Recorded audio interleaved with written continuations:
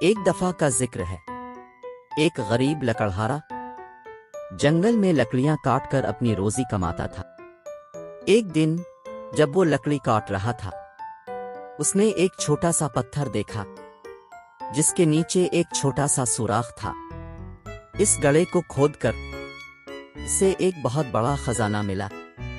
خوشی سے سرشار ہو کر اس نے خزانہ محفوظ کرنے کا فیصلہ کیا اور گھر واپس چلا گیا۔ راستے میں اس کا سامنا ایک تاجر سے ہوا جو اپنا سامان بیچ کر واپس گھر جا رہا تھا۔ لکڑی کاٹنے والے کے بڑے خزانے سے حیران ہو کر سوداگر نے اس کی اصلیت کے بارے میں دریافت کیا۔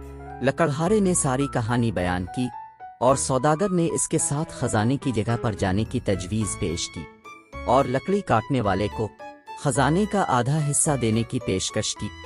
مقام پر پہنچ کر سارا خزانہ سوداگر کے اونٹوں پر لاد دیا گیا۔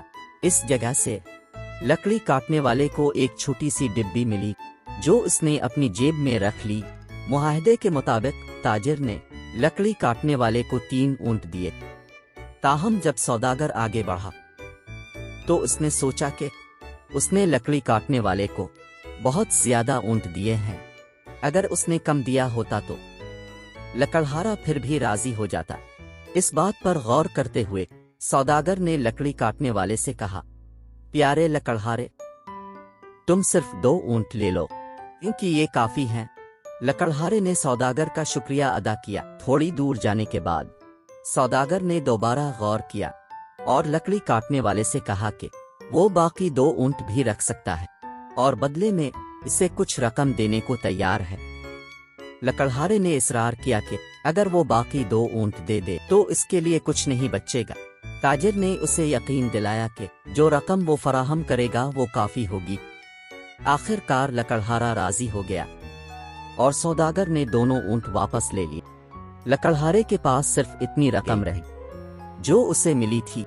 لالچی سوداگر مزید خزانے کو تلاش کرنے کے لیے اکیلا جنگل میں چلا گیا، تاہم بہت کوشش کے بعد بھی وہ اسے تلاش نہیں کر سکا۔ تھک ہار کر سوداگر ایک درخت کے نیچے بیٹھ گیا۔ اسی وقت ایک شیر اس کے قریب آیا۔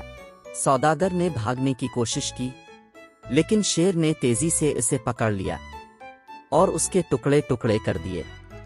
سوداگر کے لالچ نے اس کی جان لے لی اور اس کا مال و اسباب پیچھے رہ گیا۔